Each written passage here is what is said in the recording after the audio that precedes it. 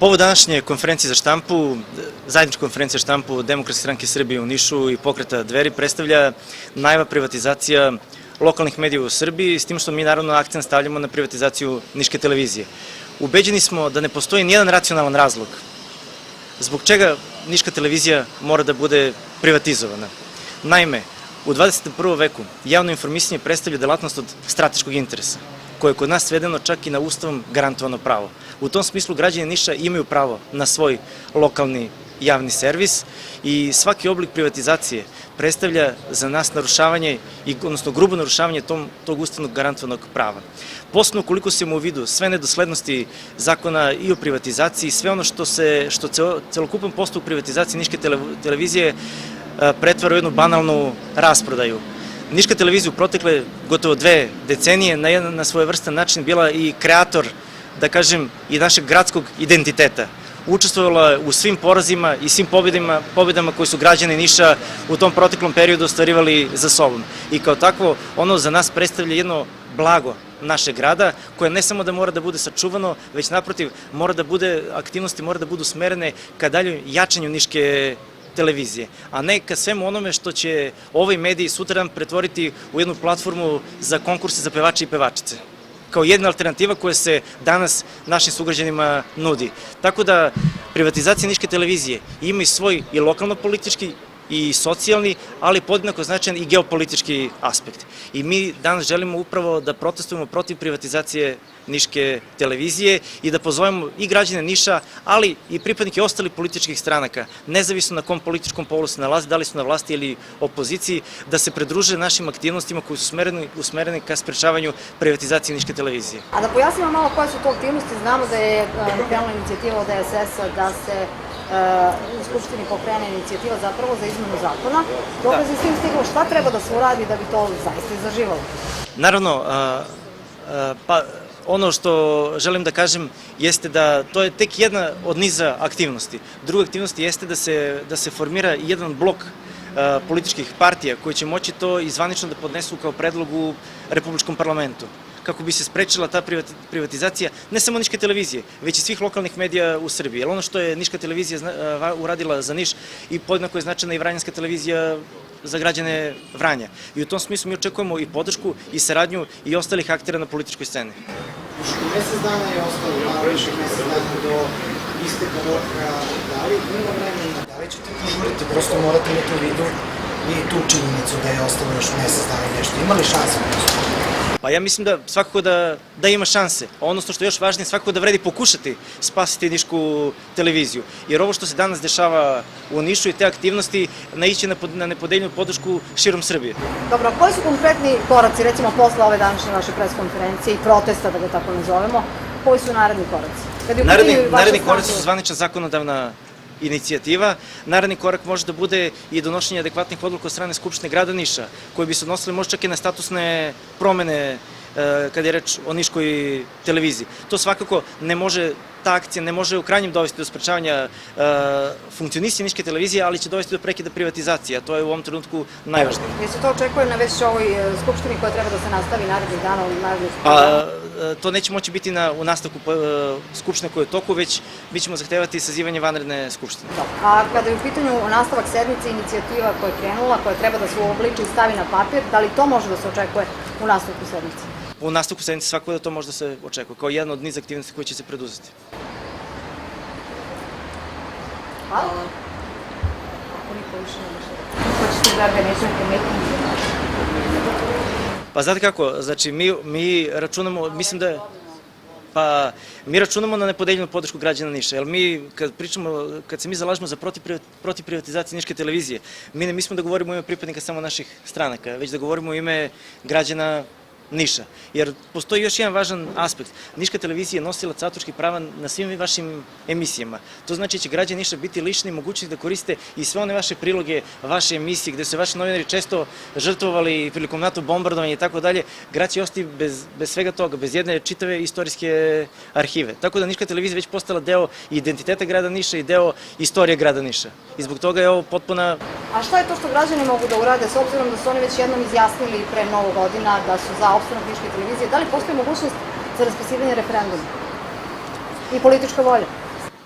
pa na hipotetičkom nivou mogućnost referenduma postoji. Ali ja mislim da referendum koji je pre izvesnog vremena, pre par godina bio aktivan, mislim da je sasvim dovoljan pokazatelj. Sada je na predstavnicima građana u lokalnom parlamentu jeste da se ta volja građana Niša jednostavno artikuliše i institucionalizuje na pravi način. A građani Niša su svoje rekli. Da, sa prave strane, koliko bi trebalo da lokalna samouprava organizuje, znači konkretno sam spiša referendum na nivou grada? Kako bi to funkcionisalo? Ne, lokalna, znate šta, taj referendum, iako bi se organizovao, on sa formalno-pravnog aspekta ne bi bio od značaja jer postoje zakoni. Znači, on ne može da derogira odredbe zakona. Znači, ali, zato ja kažem, mi rezultate jednog referenduma, makar i neformalan, već imamo i potrebno je samo tu volju građana Niša pretočiti u skupštinske odluke i u skupštinske inicijative koje će biti usmerene ka parlamentu Republike Srbije, a druge će biti usmerene ka lokalnom našem parlamentu, ka Skupštini grada Niša. A sam neki novi referendum ne bi sa te formalno-pravne strane ne bi mnogo promenio. Kako da se odreknemo ovih predstavnika naše Skupštine Republike Srbije, pošto se ne zalažu za interes jugoistočne Srbije i grada Niša. U nijednom pogledu možemo navesti primere Preševa, Novog Pazara i tako dalje, Subotice, koliko se zalažu za interese tih ljudi koji žive na tim prostorima. Naši predstavnici u Skupštini gore, nijedan nije spomenuo Niš godinama, ni Nišku televiziju, ni mašinsku, ni elektronsku, sve je ugašeno u gradu Nišu koji ima 300-400 hiljada stanovnika, a zaboravljeni smo u svakom pogledu od naših ljudi koji nas predstavljaju gore. Daj da ih se odreknemo, ne trebaju nam ti ljudi, to nisu naši ljudi, to su ljudi koji prave oskučnu dasku za odlazak u Beograd ili ko zna gde. Upravo o tome se radi, da smatramo da građani Niša i građani juga Srbije ne treba da budu građani drugog reda, kao što faktički to oni danas jesu. Znači, mi jednako plaćamo porez i želimo da imamo jednaka prava u ovoj zemlji. I smatramo da ne postoji nijedan razlog da drugačije ne bude, a drugačije jeste u praksi. Dakle, ovo je pitanje i Ustava, pitanje ljudskih prava, o kojima se danas naveliko i naširoko vrlo često u prazno priča, pitanje prava na jednakost i prava na informisanje. Mi želimo da budemo jednako obavešteni o najvažnijim pitanjima koje se tiču Niša i juga Srbije i to je interes ne samo nas kao građana, nego interes i državni i nacionalni. I smatramo da ne treba stalno da slušamo o tome da li je pukla neka cev u Grockoj ili u Borči, uopšte ne želeći da ni podaštavamo ni te ljude tamo, ali želimo da se ono što je najvažnije za ovaj deo Srbije i ovaj region čuje, a ne da se Niš i ceo jug Srbije i jugoistok zemlje pušta niz vodu u tišini. Dakle, gase se strateška preduzeća, čega smo svedoci, videli smo šta je bilo sa mini lokomotivom pre par nedelja, nema kapitalnih investicija, nema značajnijih ulaganja u bilo kom smislu, niko ne želi da kaže šta će se desiti i kakve će reperkusije biti ako recimo strani kapital uđe u jednu tako važnu delatnost kao što je informisanje, kao što su mediji, kao što je kulturna politika, upravo u ovaj deo zemlje, da ne pričamo o Vranju i delu još južnije od Niša, upravo u ovaj deo, dakle, zemlje koji polako postaje rubno područje Republike Srbije. I želimo jednostavno da se jasno kaže da li smo mi građani ove zemlje, da li je ovo Republika Srbija, da li im imamo jednaka prava, da se pitamo i da istaknemo neke elementarne naše interese, ne samo naše, nego i interese te države koju navodno ti naši politički predstavnici predstavljaju. I upravo je ovo jedan poziv i apel svima njima, da oni obustave jedan proces koji je po nama poguban, koji ima poguban značaj i strateški, i geopolitički, i bezbedonosni, i sa aspekta kulturne politike, jer ovde se pričamo o referendumima, o nekim procedurama pravnim, ovakvim, onakvim, radi se o političkoj volji i ni o čemu drugom. I da ima volje političke i volje u ljudima, ovo može da se reši za 1 minut, bukvalno. Dakle, to su ti naši vajni zakonodavci i oni se pitaju. Sada, zašto se oni pitaju, to je već druga stvar i to je nauk svima nama, ali jednostavno mora i neophodno je izvršiti pritisak na sve njih da se ovaj proces obustavi i da jednostavno ovaj deo Srbije dobije svoj regionalni javni servis, kao što to uostalom ima Vojvodina. Zašto oni sa više stotina zaposlenih nisu balast za ovu zemlju, zašto su oni mimo ovog zakona i mi uopšte nismo protiv toga na kraju krajeva. Neka ljudi imaju, neka se raspravljaju o uređivačkoj i kulturnoj politici koju vodi Radio Televizija Vojvodine, ali neka ona postoji. Ali želimo da postoji i javni servis gde će javni opšti interes građana ove zemlje moći da se čuje. Jer privatnik neće imati apsolutno nikakvu obavezu u tom smislu. Možda na papiru, možda po nekoj zakonskoj odredbi, ali suštinski, pošto se radi o privatnom kapitalu, on je vlasnik i on se pita. I to je svima jasno i mi smo svedoci, čak i ovi koji su dobili nacionalne frekvencije, kako se ponašaju i kakva je to strahota koja svakog dana zapljuskuje sa malih ekrana naših TV aparata, koje zapljuskuje apsolutno i nove naraštaje i celokupno stanovništvo ove zemlje. Ko je to prostakluk, ko je to bezobrazluk i ko je to kič i svaka vrsta jedne beskrupuloznosti i jednog, dakle, sveopšteg propadanja u svakom pogledu. Dakle, još jednom apel svima i poziv svima da konačno počnu da rade u interesu građana ove zemlje, u interesu ovog naroda. Ne može vama da se nudi kao jedina alternativa zapošljamo u Niškoj televiziji, čak i kad protestujete protiv privatizacije Niške televizije, kao jedina alternativa vama se nudi adekvatan socijalni program. Ne, socijalni program ne može da bude nikakvo rešenje. Znači, radnici Niške televizije mora da ostanu da rade svoj posao, zašto se školovale generacije, zašto je ulagano, gde postoje iskustva i rezultati i dostignuće. A socijalni program je tek na kraju tog pogubnog puta. Pošto u rebalansu budžetu je predviđeno 58 miliona za dve televizije koje ispunjavaju uslove. Niška televizija ne može da aplicira za taj novac, znači ostaje samo jedna televizija. To sam čuo i u Skupštini grada, svi pričaju da znaju za koga se sprema prodaja Niška televizija i ja znam pouzdano da je tom čoveku rečeno da mora da kupi, onda ne bi kupili Bugari ili Albanci. Šta ako dođe Albanac? I ko je taj čovek? Što niko ne kaže ime za kojeg čoveka se sprema, ali to svi znamo. Pa mi jednako postavljamo sve to pitanje i vi sami ste rekli i mi smo svedoci koliko danas živimo u jednom vremenu apsurda. Da ono što su iz svojih sredstava, iz svog budžeta stvorili i unapređivali sve ove godine građani Niša kroz svoj lokalni budžet, dakle da upravo to jedno preduzeće i takva medijska kuća nema pravo na sredstva iz gradskog budžeta. Dakle, potpuno neverovatna stvar. Apsolutno, ali to je privatna kuća. To je privatna kuća. Tako je. A ovo je za ovaj period rebalansa budžeta 58 miliona za... To je pitanje za gradonačelnika, to je pitanje za gradske većnike i za odbornike i za predsjednika Skupštine grada Niša.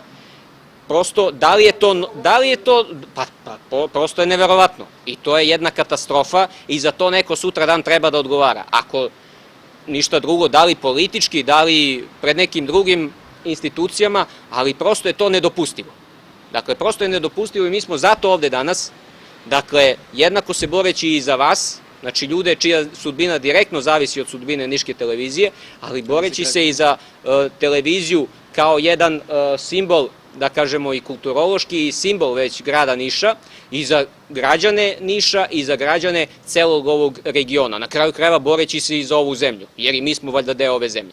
Pa ne, činjenica da će Vranje da kupe Albaniju. A šta ako kupe Nišku televiziju? Nam malo bilo jedan dron. Pa izgleda da je malo. Izgleda da je malo, ali Jedino ko nije briselski sporazum dogovoreno da se ne kupi. dogod mi ćutimo, dogod dopuštamo jednostavno da se takve stvari dešavaju, dogod je malo nas spremno da učini nešto značajnije povodom toga i protiv toga, to će se dešavati. I toga moramo da budemo svesni, nažalost. To nije ni malo lepa vest za sve nas, ali jedini izlaz iz svega toga je prvo da znamo šta se dešava i drugo da se organizujemo protiv toga. Dakle, da li ćemo politički, da li ćemo kroz nevladin sektor, da li ćemo kroz građanske inicijative, da li ćemo kroz medijske inicijative, ali valjda toliko treba da budemo kreativni i spremni i hrabri da ustanemo protiv toga. Kada očekujete prve rezultate svojih aktivnosti? A mi već se nadamo da će ovih dana, danas, sutra, preksutra, neko iz gradskih vlasti u najmanju ruku imati neki komentar valjda na ovo što smo mi danas ovde pričali. Ne samo mi, i vi, i mnogi drugi. Na vaše pitanje koje ste postavili.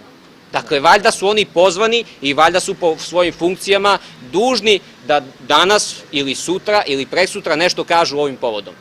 Ja mislim da u ovoj borbi za očuvanje niške televizije treba podjednako da budu uključene i privatni mediji. Jer ono što se danas dešava sa niškom televizijom, a to je jednostavno jedna odluka na nekom višem mestu da nama nisu potrebni mediji koji će se baviti i kulturom i pravovremenim i istinitim informisanjem, to sutradan može da se desi i tim privatnim medijima. Tako da je ovo i njihova borba. I vaša i njihova zajednička borba. Ovo je borba i građana Niša. Apsolutno. Tako je. Kako izveštavati? Tako je. Kad mi ne budemo ugašeni, ko će vas... Tako je. Ovo je upravo pokazatelj onoga o čemu mi pričamo. Dakle, bez nekoga ko je bar nominalno zastupnik javnog interesa, nema garancije zaštite javnog interesa. I mi danas vidimo da bukvalno ljudi u vezi svojih elementarnih prava nemaju kome da se obrate. Da li je to lečenje, da li je to obrazovanje, da li je katastrofalna socijalna situacija, vi bukvalno nemate instancu koja može da vam da neki relevantan, odgovor na ono što vas muči.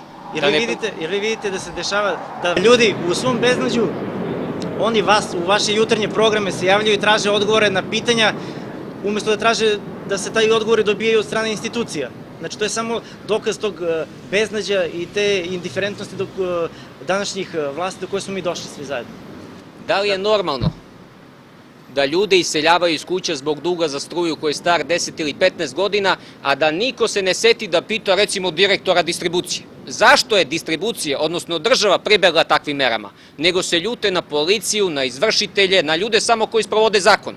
Dakle, oni samo rade svoj posao i sprovode zakon, a niko se nije našao da pita, uslovno rečeno, poverioca, a poverilac je država, a država istovremeno kriva i za tu katastrofalnu situaciju. Svojevremeno su određeni ministri, premijeri, visoki državni zvaničnici, da li dok su bili u opoziciji ili na vlasti, pozivali da se ne plaćaju računi, ali su se onda elegantno kasnije ili manje elegantno od toga izvlačili, rečima mi to nikad nismo činili. Dakle, mi nemamo zastupnike javnog interesa i zastupnike građana koji će postaviti neka najlogičnija moguća pitanja. I mi treba da shvatimo u kakvoj smo mi situaciji i gde mi živimo.